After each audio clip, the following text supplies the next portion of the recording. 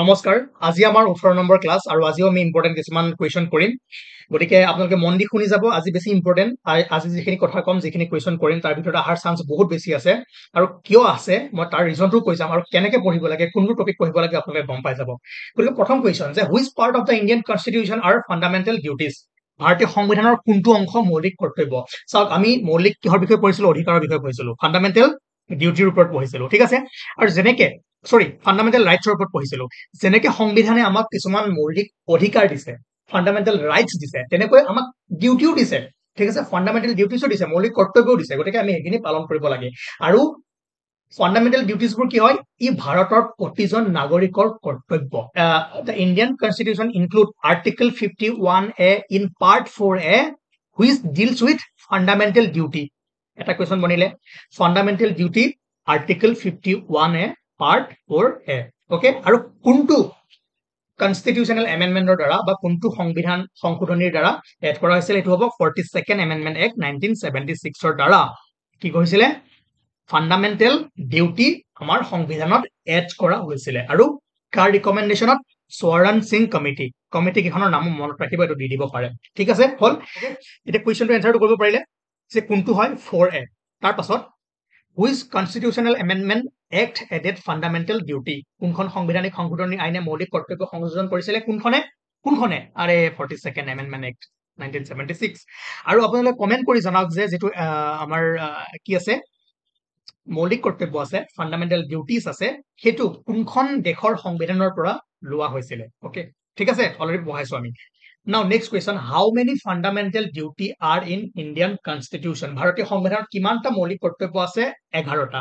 এটা কথা মন কৰিব ইনিশিয়ালি কিমানটা আছিল 10টা আছিল ঠিক আছে ইনিশিয়ালি আছিল 10টা আৰু 11 নম্বৰটো কেতিয়া এড কৰিছিলে তাৰ কুৱেশ্যনটো আহিব ইয়াত ধুনীয়াকৈ লিখা আছে ৰব ক'ত গল ওকে 10টা আছিল আৰু 11 নম্বৰটো ইয়াত লিখা আছে যে originally 10 in number one more duty was added through 86th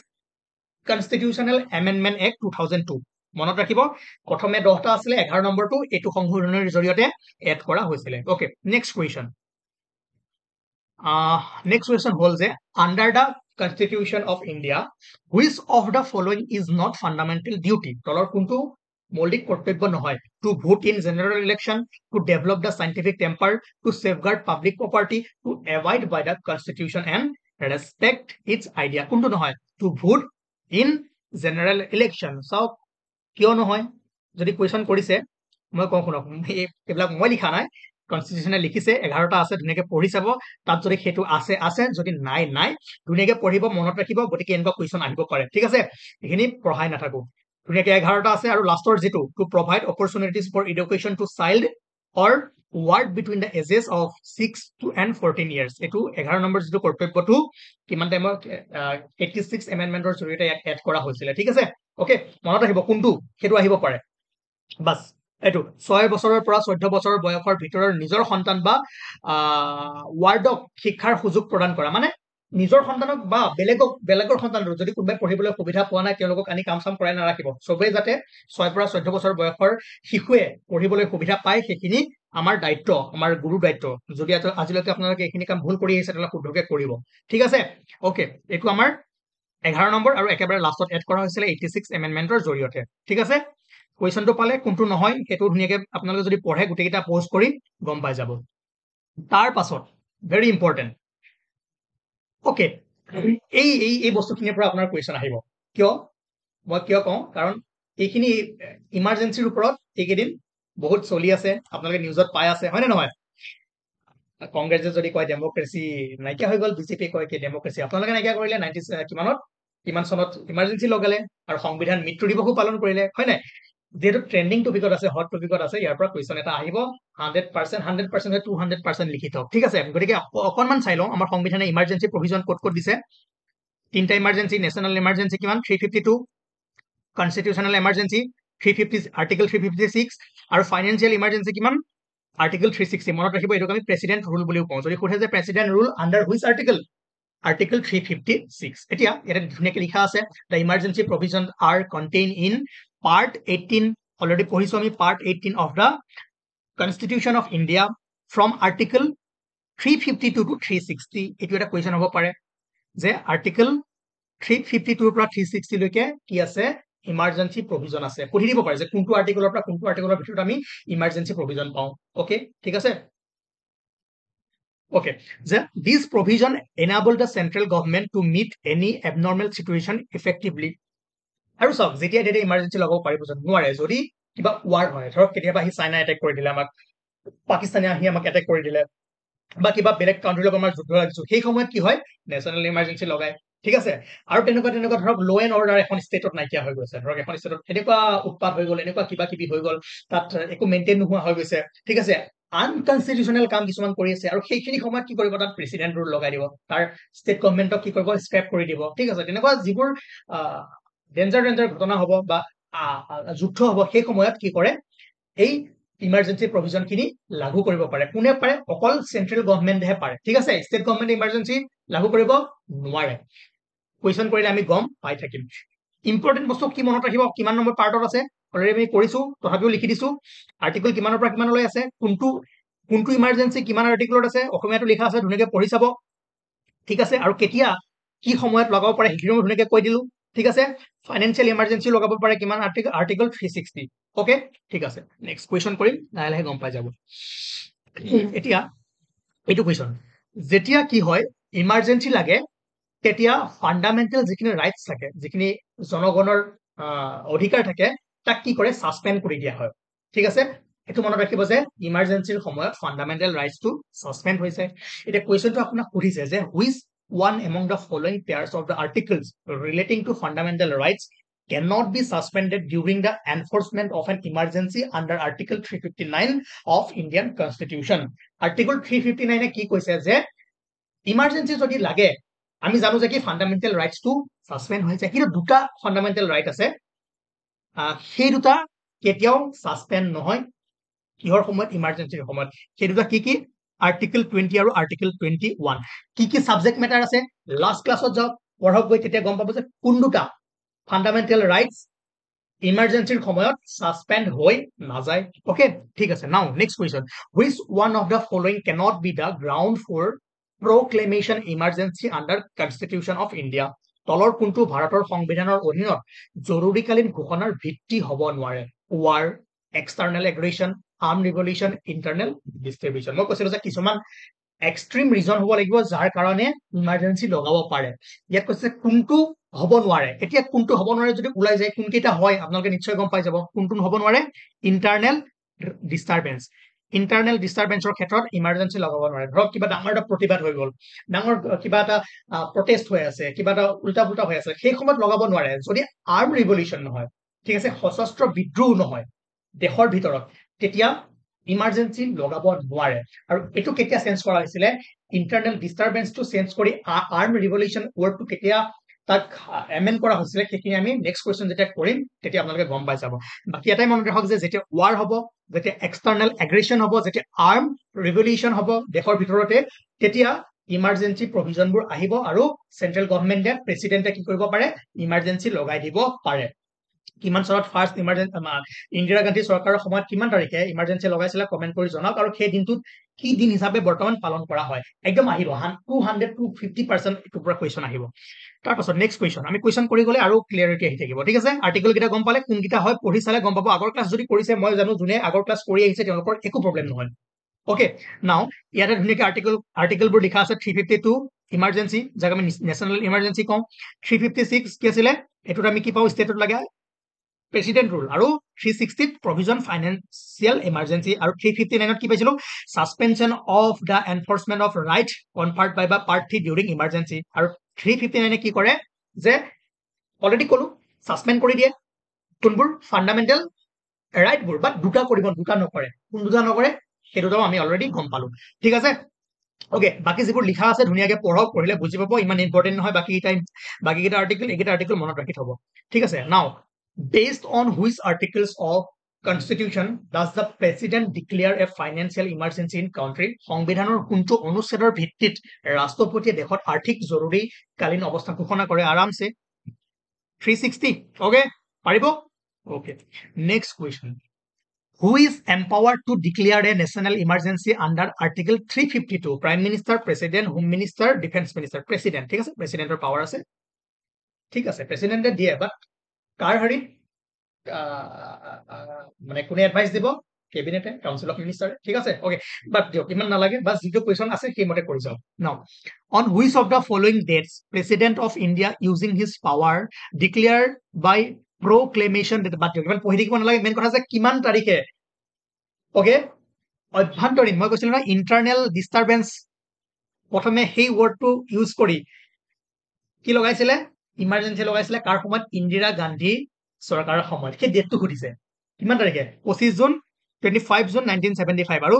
every year এতিয়াৰ পৰা 25 জুনক সংবিধান হত্যা দিৱস হিচাপে পালন কৰা হ'ব ঠিক আছে ওকে এডুকেশ্যন আহাৰ চান্স আছে কিমান লিখা আছে মানে সুধিছে এইটোৱে সুধিছে কোনটো তাৰিখে ইমাৰ্জেঞ্চি লগাইছিলে কোনে ইন্দিৰা গান্ধী চৰকাৰে ওকে ঠিক আছে আৰু on the ground of internal disturbance কিন্তু বৰ্তমান কি হ'ল ইণ্টাৰনেল ডিষ্টাৰবেন্সটো অঁতৰাই কি কৰিছে আৰ্ম ৰিভলিউচন কৰি দিছে ওকে নেক্সট কুৱেশ্যন কৰিলে আমি গম পাম how many types of emergencies have been advised under the Indian Constitution ভাৰতীয় সংবিধানৰ অধীনত কিমান ধৰণৰ জৰুৰীকালীন অৱস্থা আছে আৰু তিনটা কৰি আহিলো আমি তাৰ পাছত initially for how long can president rule be imposed in a state যেতিয়া এখন ষ্টেটৰ ল এণ্ড অৰ্ডাৰ নাইকিয়া হৈ যায় তেতিয়া মই কৈছিলো যে তাত কি হয় প্ৰেচিডেণ্ট ৰুল লাগে আৰু প্ৰথমে ইনিচিয়েলি কিমান মাহলৈ লগায় প্ৰথমে ইনিচিয়েলি 6 মাহলৈ লাগে আৰু তাৰ পাছত যদি ঠিক নহয় অৱস্থা ঘূৰি নাহে আকৌ এক্সটেণ্ড কৰি গৈ থাকে ঠিক আছে মেক্সিমাম 3 years বাট মিনিমাম প্ৰথম ইনিচিয়েলি কিমানলৈ লাগে 6 months ওকে পাৰিব আৰামছে পাৰিব তাৰ পাছত এইটো who was the president during 1975 emergency very very important 1975 ইমাৰ্জেঞ্চিৰ সময়ত কোন আছিলে ৰাষ্ট্ৰপতি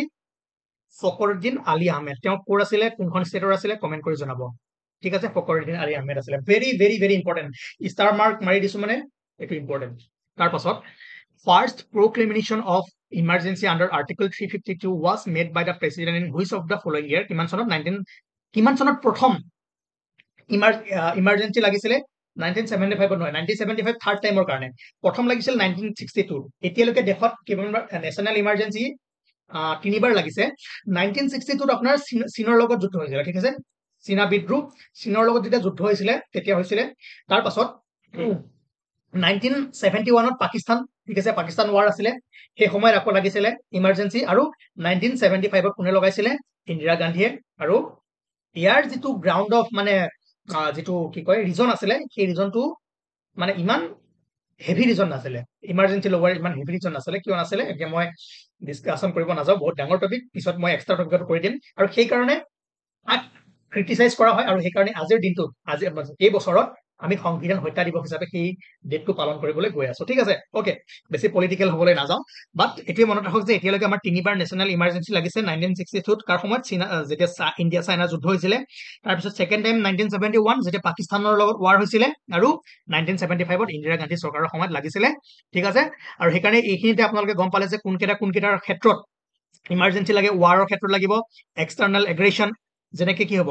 এক্সটাৰ্নেল এগ্ৰেশ্যন মানে আপোনাৰ পাকিস্তানে আহি পেলাই যুদ্ধ লাগিছিলে নিজেই হয় নে চাইনা আহিছিলে কি হৈছিল যুদ্ধ ৱাৰ হৈছিলে তো সেইবোৰ ক্ষেত্ৰত আৰু আৰ্ম ৰিভলিউচন দেশৰ ভিতৰতে যদি এনেকুৱা কিবা কিবি উল্টা পুল্টা হৈ যায় কাৰোবাৰ মাজত মাৰপিট হৈ যায় সশস্ত্ৰ সেনা বাহিনী আছে সিহঁতে যদি আহি কিবা কিবি কৰে আমাৰ বহুত আছে ন কিবা কিবি ইনচাৰ্জেঞ্চি গ্ৰুপ তো তেতিয়াও লাগি যায় ধুনীয়াকে মনত ৰাখিব বস্তুখিনি তাৰ পাছত very very important which amendment okay which constitutional act made elementary education a fundamental right আরে এটো কৰি আহিছো আমি এটো হেৰি কৰা কমেন্ট কৰক আপোনালোকে হোমৱৰ্ক নাও which of the following constitutional amendment is related to goods and service tax GST কিমান সংশোধনী মতে আহিছিলে ভেৰি ভেৰি ইজি 101 2016 মনত ৰাখিব দেই এইখিনি বস্তু আহিব তাৰ পাছত next question The term secularism was added to the preamble of Indian Constitution by which amendment act? ঠিক আছে secularism term secularism টো কিমান এমেণ্ডমেণ্টৰ জৰিয়তে সংবিধানত সংযোজন কৰা হৈছিলে এইটো এটা বাচ্চা কুৱেশ্যন অলৰেডি কৰি আহিছো এইটো আপোনালোকৰ কাৰণে এৰিলো ঠিক আছে মিনি কনষ্টিটিউশ্যন বুলিও কোৱা হয় তাক ইমান হিন্টছ দি দিছো আৰু ক'বলৈ দৰকাৰ নাই তাৰ পাছত Indian constitution was amendment for the first time কিমান চনত প্ৰথমবাৰৰ কাৰণে সংশোধন কৰা হৈছিলে 1951 ওকে মনত ৰাখিব আই থিংক মনত ৰাখিব ঠিক আছে তো নেক্সট কুৱেশ্যন নাই সব কুৱেশ্যন কৰাৰ আগতে আমি অলপমান বেকগ্ৰাউণ্ডটো যদি জানি লওঁ সেই টপিকটোৰ বিষয়ে যদি অকণমান ভালদৰে পঢ়ি লওঁ তেনেহ'লে যেনেকুৱা কুৱেশ্যনে নাহক আমি কৰিব পাৰিম পঞ্চায়তী ৰাজ ঠিক আছে গাঁও পঞ্চায়ত ইয়াৰ বিষয়ে পঢ়ি এতিয়া পঞ্চায়তসমূহে কি কৰে কি ভূমিকা পালন কৰে কাৰণ আমাৰ চেন্ট্ৰেল গভৰ্ণমেণ্ট আছে ষ্টেট গভৰ্ণমেণ্ট আছে তাৰ উপৰিও কিয় গাঁও লেভেলত ব্লক লেভেলত বা ডিষ্ট্ৰিক্ট লেভেলত আমাৰ তলৰ খাপৰ গভৰ্ণমেণ্টবোৰ আহে ঠিক আছে যাক আমি কি কওঁ grass root level government democracy at grass root level এতিয়া চাওক এতিয়া ভাৰতত কিমান গাঁও আছে ঠিক আছে সেই গাঁৱত থকা যিবোৰ মানুহ আছে একেবাৰে তৃণমূল পৰ্যায়লৈকে সেই মানুহবোৰৰ যদি কিবা সমস্যা হয় ঠিক আছে তেওঁলোকক যদি কিবা উন্নয়নমূলক কাম লাগে তেওঁলোকে যদি কিবা বিপদ আপদত পৰে তেওঁলোকৰ যদি কিবা দাবী থাকে সেইবোৰ কেনেকৈ উত্থাপন কৰিব ঠিক আছে যাতে সেই দাবীবোৰ উত্থাপন কৰিব পাৰে সেই সমস্যাবোৰ যাতে গাঁৱৰ মানুহৰ সমাধান হয় সেইকাৰণে কি হ'ল গভৰ্ণমেণ্ট একেবাৰে লোৱাৰ লেভেললৈ লৈ অহা হৈছে যাক আমি কি কওঁ পঞ্চায়তী ৰাজ অকে গাঁও পঞ্চায়ত মিউনিচিপালিটিজ আৰু সেইবোৰে এই মিউনিচিপালিটিজ বা গাঁও পঞ্চায়তসমূহে কি কৰে যে panchayat brings governance closer to the people ঠিক আছে making it possible for them to actively participate in decision making process okay যাতে প্ৰত্যেকজন মানুহে একেবাৰে তৃণমূল পৰ্যায়লৈকে সকলোৱে যাতে গভৰ্ণমেণ্ট এখনত ডিচিজন মেকিং পাৱাৰটো থাকে তাৰ কাৰণে এই থাৰ্ড লেভেলৰ গভৰ্ণমেণ্টখিনি বেছি প্ৰয়োজনীয় ঠিক আছে এতিয়া ভাবক অসমৰ এখন একেবাৰে ভিতৰুৱা গাঁও আছে অকে তাত কিবা এটা আঁচনি যাব লাগে চেন্ট্ৰেল গভৰ্ণমেণ্ট এটা আঁচনি বনাইছে সেই আঁচনিটো ভালকে সেই গাঁওখনৰ ভিতৰত পাইছেনে নাই যিসকলে পাব লাগে তেওঁলোকে পাইছেনে নাই সেই বস্তুটো আজি চেন্ট্ৰেলত বহি নৰেন্দ্ৰ মোদী চৰকাৰে জানো চাব পাৰিব ইমান তন্নতন্নকৈ চাব পাৰিব জানো নাই নোৱাৰে ঠিক আছে আৰু তাৰ কাৰণে সেই বস্তুখিনি যাতে সেই আঁচনিখন যাতে প্ৰত্যেকজন মানুহে লাভ কৰিছে নে নাই বা এই গাঁৱৰ মানুহখিনিৰ সমস্যাখিনি সমাধান হৈছে নে নাই তাক চাবৰ কাৰণে আটাইতকৈ বেষ্ট ৱে কি হ'ল পঞ্চায়ত ৰাজ গাঁও পঞ্চায়ত আৰু গাঁও পঞ্চায়তসমূহে ক'ত কাম কৰে তৃণমূল পৰ্যায়ত যি কি কৰে জনসাধাৰণক শাসন ব্যৱস্থাৰ ওচৰলৈ লৈ আহে চ' আমি কি কওঁ the grass root level of democracy ঠিক আছে আপোনালোকে বুজিছে গাঁও পঞ্চায়ত মিউনিচিপালিটিজ ঠিক আছে আমি লাহে লাহে পঢ়ি যাম আমি কৰি যাম তেতিয়া ভালদৰে গম পাব এতিয়া ইম্পৰ্টেণ্ট কথা এক্সাম পইণ্ট অফ ভিউৰ পৰা আমি কি মনত ৰাখিব লাগিব যে কোনটো কনষ্টিটিউচনেল এমেণ্ডমেণ্টৰ পৰা পঞ্চায়তী ৰাজ আহিলে 73rd 1992 ঠিক আছে 73rd কনষ্টিটিউচনেল এমেণ্ডমেণ্ট 1992 এইটো মনত ৰাখিব আৰু তাৰ পাছত Rajasthan was the first state to establish panchayat ৰাজ ৰাজস্থান আছিল পঞ্চায়ত ৰাজ প্ৰতিষ্ঠা কৰা প্ৰথমখন ৰাজ্য কিমান চনত অক্টোবৰ 2 আৰু 1959 কি অক্টোবৰ 2 সেইটো আমি এটা কুৱেশ্যন কৰিম তেতিয়া গম পাব ঠিক আছে নেক্সট কুৱেশ্যন ওকে বুজি পালে পঞ্চায়তী ৰাজ আমাক কিয় লাগে গাঁও পঞ্চায়ত কিয় লাগে মিউনিচিপালিটিজ কিয় লাগে ওকে আৰু এইখিনি হয় কি democracy at grass root level okay লাহে লাহে আমি যেতিয়া পঢ়ি যাম ভালকৈ বুজিম আমি পিছত ভালদৰে এক্সপ্লেনেশ্যন কৰি দিম কিন্তু এতিয়া যিখিনি কৈছো সেইখিনি আপোনালোকৰ সৰু সৰু আইডিয়া আহিব লাগে যে পঞ্চায়তী ৰাজ শাসন ব্যৱস্থা আমাক কিয় লাগে আৰু কিয় এই কনচেপ্টটো আহিলে ঠিক আছে তাৰপিছত এক্সাম পইণ্টৰ ভিউৰ পৰা কি ক'লো যে কোনটো এমেণ্ডমেণ্টৰ দ্বাৰা অনা হ'ল কোনখন ষ্টেটত অহা হ'ল ওকে কিমান তাৰিখে কিমান চনত বাছ এই তিনিটা চাইট হ'লেই যথেষ্ট বাকী যি লিখা আছে ইয়াতো ধুনীয়াকৈ লিখা আছে পঢ়িব পাৰিব ওকে পঢ়িলে এটা বুজি পাব okay who is the founder of panchayati Raj মানে এই পঞ্চায়তী ৰাজটো কাৰ আইডিয়া হয় কাৰ প্ৰিন্সিপাল হয় এইটো হ'ব মহাত্মা গান্ধী ওকে গম পাব লিংক হৈ যাব বস্তুখিনি আগে কুৱেশ্যনটো কৰি লওক who is responsible for the election of panchayati raj institution এতিয়া লোকসভা ইলেকশ্যন হৈ গ'ল লোকসভা ইলেকশ্যন বা ষ্টেট ইলেকশ্যন কোনে পাতে ইলেকশ্যন কমিশ্যন অফ ইণ্ডিয়া মানে চেন্ট্ৰেল ইলেকশ্যন কমিশ্যনে আমাৰ ইলেকশ্যন কমিশ্যন যিটো মেইন চেণ্টাৰত আছে তেওঁ চেণ্টাৰ হয় বাকী ষ্টেটে কি থাকে ষ্টেট ইলেকশ্যন কমিশ্যন ওকে প্ৰত্যেকখন ষ্টেটত আৰু সেই ষ্টেট ইলেকশ্যন কমিশ্যনে কি পাতে পঞ্চায়ত ৰাজৰ বা গাঁও পঞ্চায়তৰ ইলেকশ্যন এতিয়া ইলেকশ্যন হ'ব গৈ আছে পঞ্চায়তৰ হয় নে কোনে পাতিব ষ্টেট ইলেকশ্যন কমিশ্যনে নট চেণ্ট্ৰেল ইলেকশ্যন কমিশ্যন ঠিক আছে ওকে নাও এই বস্তুটো আপোনালোকে গম পাই যাব নাও on whose recommendation Panchayati Raj system was established in India ভাৰতত কাৰ পৰামৰ্শৰ ভিত্তিত পঞ্চায়তী ৰাজ ব্যৱস্থা প্ৰতিষ্ঠা হৈছিলে সেইটো হ'ব আপোনাৰ বলৱন্ত ৰায় মেহতা কমিটি ঠিক আছে ওকে নাও under which the Panchayati Raj system is described article 361 DPSP directive principles of state policy stateটো লিখা নগ'ল এটা আপোনালোকে লিখিব ঠিক আছে state policy DPSP তাৰ পাছত schedule 1 আৰু state legislature যে under which পঞ্চায়তী ৰাজটো কাৰ আণ্ডাৰত আহে DPSP মনত ৰাখিব কিয় কাৰণ এইটো কাৰ আইডিয়া আছিলে মহাত্মা গান্ধী আৰু আমি ডিপিএছপিত তিনটা কি পঢ়িব পাওঁ প্ৰিন্সিপল পঢ়িব পাওঁ কাৰ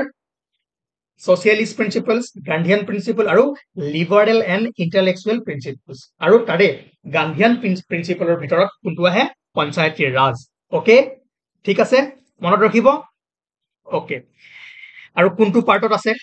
সেইখিনি অলৰেডি আমি পঢ়ি আহিলো কোনটো আৰ্টিকলত আছে আমি পঢ়ি আহিলো গতিকে লিংক কৰি পঢ়ি যাওক গতিকে আপোনালোকৰ সোনকালে শেষ হৈ যাব বস্তুবোৰ ঠিক আছে বাস নেক্সট কুৱেশ্যন হয় যেনেকে আপোনাৰ এইটো মই দেখালো আমাৰ লেভেল অফ গভৰ্ণমেণ্ট চেন্ট্ৰেল লেভেলত চেন্ট্ৰেল গভৰ্ণমেণ্ট ষ্টেট গভৰ্ণমেণ্ট আৰু একেবাৰে তলত কি আছে লোকেল সেলফ গভৰ্ণমেণ্ট যাক আমি কি কওঁ পঞ্চায়তী ৰাজ জিলা পৰিষদ মিউনিচিপালিটিজ ঠিক আছে ওকে আৰু যেনেকৈ 73rd এমেণ্ডমেণ্ট 1992ত পঞ্চায়তী ৰাজ আহিছিলে আৰু যেটো আমি আৰবান লোকেল গভৰ্ণমেণ্ট বা মিউনিচিপালিটিজ বুলি কওঁ হেতু আহিছিল 74th এমেণ্ডমেণ্ট কনষ্টিটিউচনেল কিমান 1992 ওকে আৰু এইকেইটা কুৱেশ্যন ভালদৰে চাব আৰু যিখিনি মই ইয়াত মাৰ্ক কৰি দিলো এইখিনি যদি চাই আপোনাৰ কাৰণে এই টপিকটোৰ পৰা মোটামুটি যথেষ্ট আৰু যাৰ হাতত টাইম আছে ভালদৰে পঢ়িব পাৰে ডিপিএছপিত কেনেকৈ আহিল কি আহিলে এক্সপ্লেইন কৰি পঢ়ি থাকক সময় থাকিলে ভাল কথা যিমান পঢ়িব পাৰে সিমান ভাল ঠিক আছে